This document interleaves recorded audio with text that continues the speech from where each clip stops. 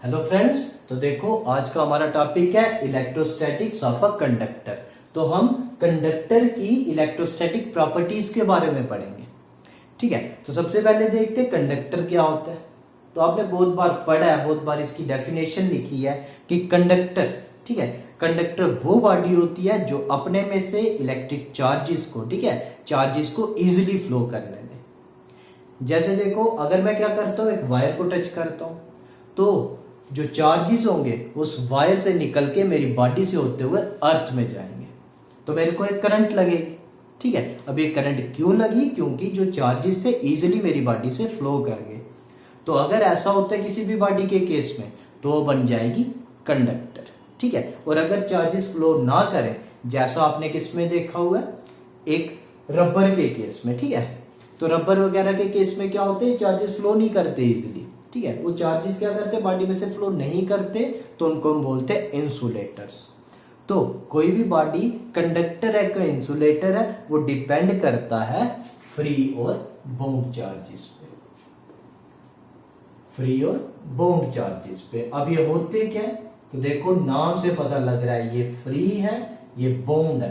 Free मतलब जैसे भी घूम रहे हैं, ठीक है, इजिली मूव कर सकते हैं इनको हम, ठीक है, मूव करवा सकते हैं। और बाउंड जो है, ये क्या है, इनको किसी चीज ने बांध के रखा हुआ है। ठीक है, तो इनका जो मूवमेंट है वो रिस्ट्रिक्टेड है।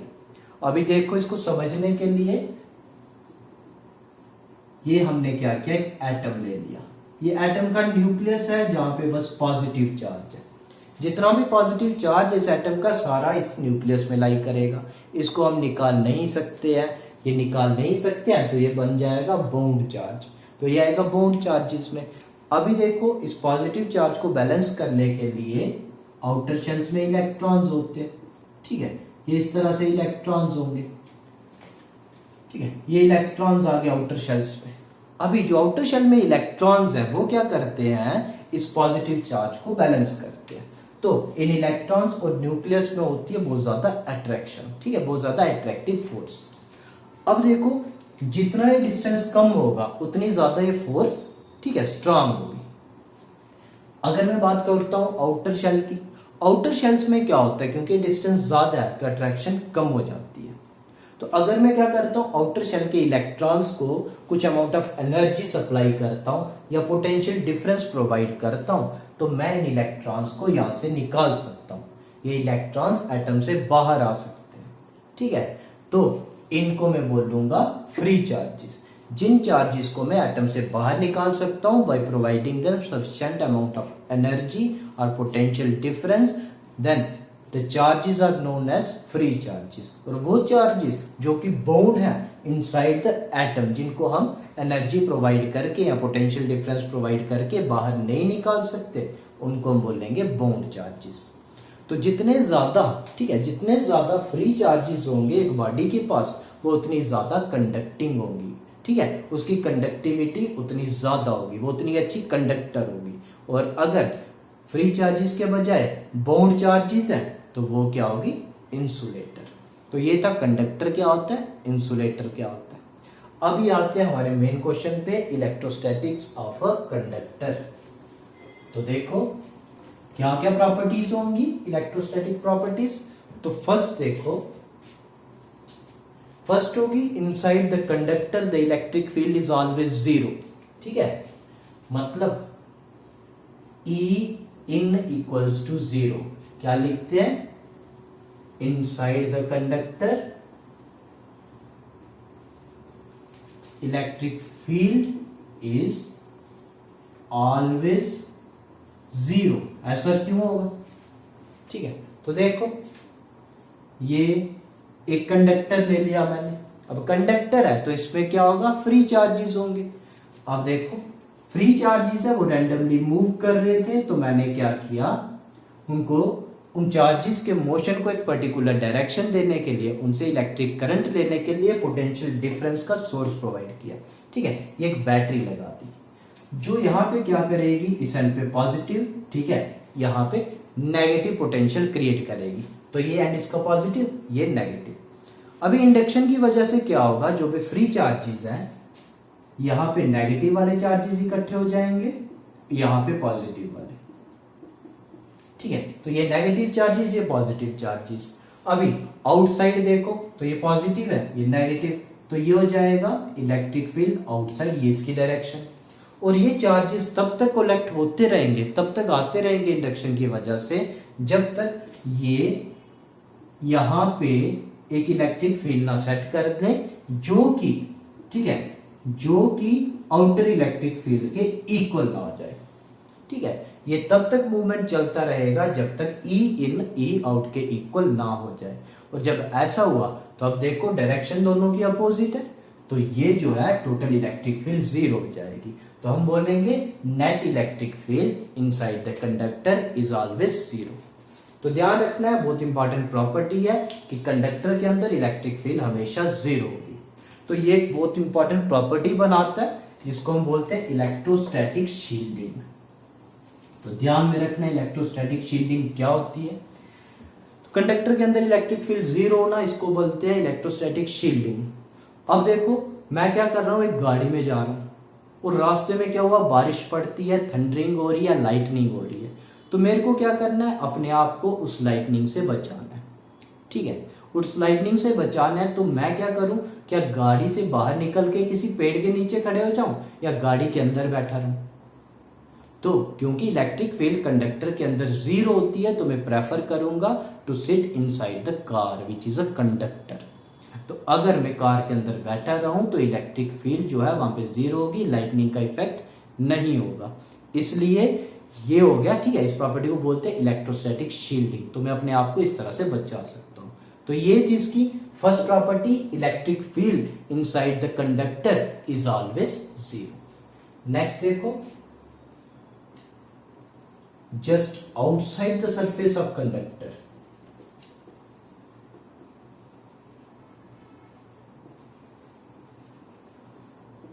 electric field is normal to surface. E vector is normal to surface. तो सरफेस के जस्ट आउटसाइड पे जो इलेक्ट्रिक फील्ड है वो क्या होगा, सरफेस के नॉर्मल होगा। ऐसा क्यों, तो देखो जब भी हम क्या करते हैं, मान लो ये कंडक्टर है, मैं क्या करता हूं, कुछ चार्जेस उठा के लाता हूं, यहां पे रख देता हूं बीच में, तो होगा क्या, ये जो चार्जेस हैं एक दूसरे को इक्वली रिपेल करेंगे और सरफेस पे आ जाएंगे। जैसे ये सरफेस पे आए, एक दूसरे से इक्वल डिस्टेंस पे है, तो क्या होगा, इनका मूवमेंट स्टॉप हो जाएगा। अब ये मूव नहीं करेंगे। तो अगर ये मूव नहीं करते तो जो टेंजेंशियल कंपोनेंट था इनका, जो कि इनको मूव करवा रहा था, ई cos थीटा, जो टेंजेंशियल कंपोनेंट है इसका, वो जीरो के इक्वल हो गया। और ये जीरो कब होगा, जब थीटा 90 डिग्री आएगा, क्योंकि cos 90 जीरो होता है। तो इसका मतलब थीटा जो होगा 90 डिग्री होगा, मतलब कि जो इलेक्ट्रिक फील्ड है हमेशा सरफेस के नॉर्मल होगी। तो ध्यान दो, just outside the surface of conductor E vector is normal to surface. Clear. Next देखो, अभी देखो तीसरी properties, net charge within, ठीक है, net charge within the conductor is zero या inside the conductor is zero. Net charge ऐसे लिख दो, इनसाइड द कंडक्टर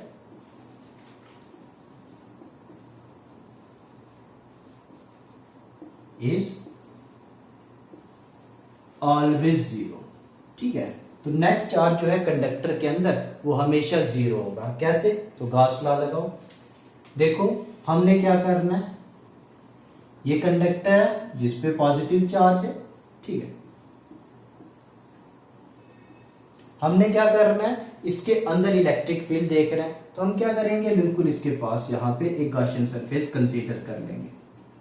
अब यहां पे इनसाइड इलेक्ट्रिक फील्ड जीरो होती है, तो देखो E vector dot ds vector जो कि इलेक्ट्रिक फ्लक्स के इक्वल है, ये होता है Q बाय एप्सिलॉन नॉट के इक्वल। ठीक है, ये गॉस लॉ अप्लाई किया, और अगर E जीरो है इनसाइड, ठीक है, तो क्या हुआ, E जीरो है तो Q भी बन जाएगा जीरो। अगर ये क्वांटिटी ही जीरो होगी तो E भी जीरो आ गया। तो हम लिखते हैं net charge inside the conductor is always zero. और जो एक्सेस चार्ज है, ठीक है, जो एक्सेस चार्ज है वो हमेशा रिसाइड करता है on the surface of the conductor. इसके अंदर चार्ज जीरो होगा और जो एक्सेस चार्ज होगा वो उसकी सरफेस पे आएगा। सरफेस पे क्यों आएगा? क्योंकि चार्ज जो है वो एक दूसरे को इक्वली रिपेल करेगा। इक्वली रिपेल करने पे वो एक दूसरे से मैक्सिमम डिस्टेंस पे जाना चाहेगा। मैक्सिमम डिस्टेंस कहां पे होगा? सरफेस पे। तो इसका मतलब जो एक्सेस चार्ज है वो हमेशा सरफेस पे आएगा। तो इसको एक और प्रॉपर्टी बना के भी लिख सकते हो। इसके बाद देखो नेक्स्ट, तो देखो फोर्थ प्रॉपर्टी। तो फोर्थ प्रॉपर्टी आती है पोटेंशियल इज कांस्टेंट। ठीक है, potential is constant with in and just outside. ठीक है, या with in and on the surface. ठीक है, on the surface of conductor. तो कंडक्टर की सरफेस पे और कंडक्टर के अंदर जो पोटेंशियल होगा वो हमेशा क्या होगा? कांस्टेंट। ऐसा क्यों? पहले बात करते एक कंडक्टर के अंदर की, तो इलेक्ट्रिक फील्ड अंदर हमेशा जीरो। अब देखो E हमने पढ़ा था माइनस dV बाय dr के इक्वल, तो ये हो गया जीरो। अगर ऐसा हुआ तो यहां से हमें मिला V कांस्टेंट। अगर इलेक्ट्रिक फील्ड इनसाइड जीरो है तो पोटेंशियल होगा कांस्टेंट। अभी देखो हमने बात की सरफेस की भी। अभी सरफेस में क्या होता है? तो हमने अभी बात की सरफेस पे क्या, कोई भी टेंजेंशियल कंपोनेंट नहीं होगा। अगर टेंजेंशियल कंपोनेंट नहीं है तो हमें एक चार्ज को एक पॉइंट से दूसरे पॉइंट पे कैरी करने के लिए वर्क डन जीरो करना पड़ा। तो सरफेस पे, ठीक है, सरफेस पे जीरो वर्क डन करना पड़ा एक चार्ज को एक पॉइंट से दूसरे पॉइंट पे लेने के लिए। अगर वर्क डन जीरो है इसका मतलब पोटेंशियल कांस्टेंट है। ठीक है, तो ध्यान दो कंडक्टर के अंदर और ऑन द सरफेस पोटेंशियल रहेगा कांस्टेंट। और अगर पोटेंशियल कांस्टेंट है तो आपने पढ़ा था पोटेंशियल कांस्टेंट हो तो ऐसी सरफेसेस को हम बोलते हैं इक्विपोटेंशियल सरफेसेस। तो कंडक्टर को, ठीक है, कंडक्टर की सरफेस को हम इक्विपोटेंशियल सरफेस मान के चल सकते हैं। ठीक है, तो नेक्स्ट देखो,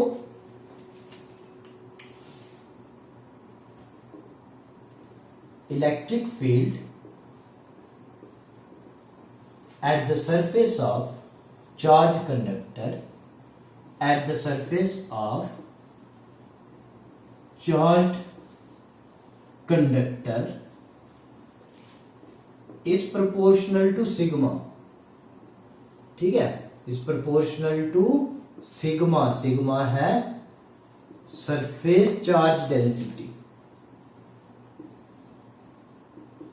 ठीक है, तो क्या लिखा? Electric field at the surface. Surface पे चार्ज कंडक्टर के जो इलेक्ट्रिक फील्ड है वो प्रोपोर्शनल होगा सिग्मा के। तो देखो एक चार्ज कंडक्टर ले लो कैसी भी शेप का, ठीक है, ये चार्जेस दे दो, पॉजिटिव चार्जेस है, पॉजिटिव चार्जेस है तो कहीं पे भी ले लो इलेक्ट्रिक फील्ड बाहर की तरफ हो। अभी हमने क्या करना है, यहां पे इलेक्ट्रिक फील्ड निकालना है। तो मान लो मैंने यहां पे इलेक्ट्रिक फील्ड निकालना है, तो ये, ठीक है, ये रीजन ले लेता हूं, मान लो ds के इक्वल, ठीक है, जिसका एरिया ds के इक्वल। तो यहां पे मैं क्या करूंगा, गॉसियन सरफेस बनाऊंगा। ये इस तरह से एक पिल बॉक्स सरफेस बन जाएगी। ठीक है, इस तरह की एक सरफेस बन जाएगी। अभी हमने क्या करना है, यहां पे इलेक्ट्रिक फील्ड कैलकुलेट करनी है। तो देखो ये जो सरफेस बनाई है इसकी हाइट ना के बराबर है। ठीक है, ध्यान रखना। तो देखो phi E equals to surface integral E vector dot ds vector q by epsilon not.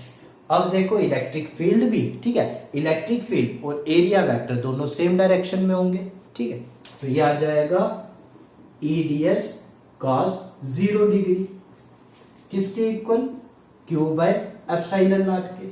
cos 0 1 होता है तो ये आ जाएगा E integration of ds q by epsilon not.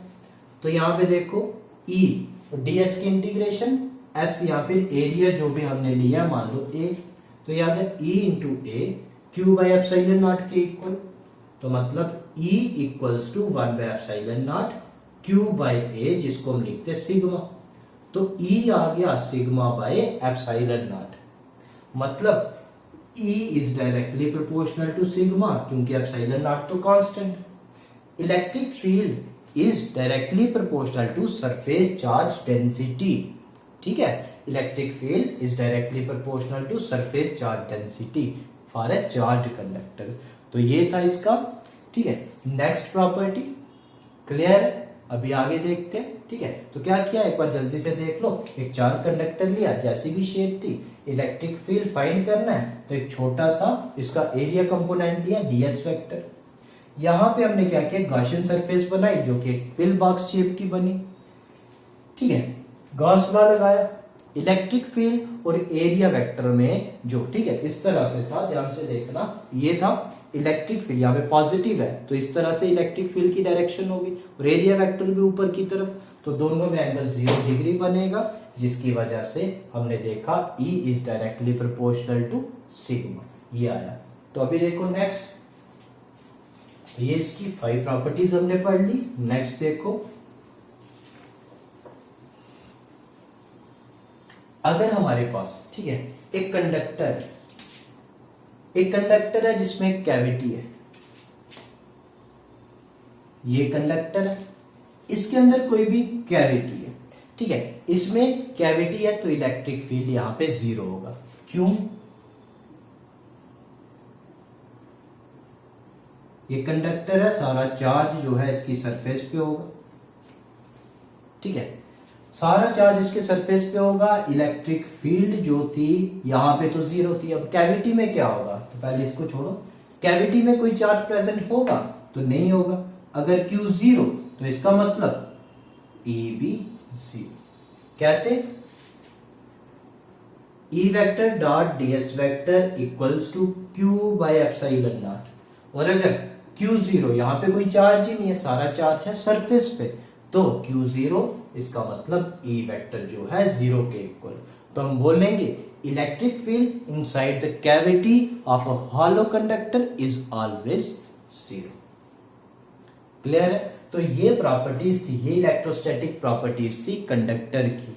तो जो आपने प्रॉपर्टी देखी फर्स्ट वाली, उसके बेस पे हम इलेक्ट्रोस्टैटिक शील्डिंग, ठीक है, एप्लीकेशन देखते हैं इलेक्ट्रोस्टैटिक शील्डिंग। हमें कोई भी सेंसिटिव कंपोनेंट है, मान लो ये कंपोनेंट जो है बहुत ही सेंसिटिव है, अगर इस पे कोई चार्ज एक्सेस आ जाता है तो ये डिस्ट्रॉय हो जाएगा।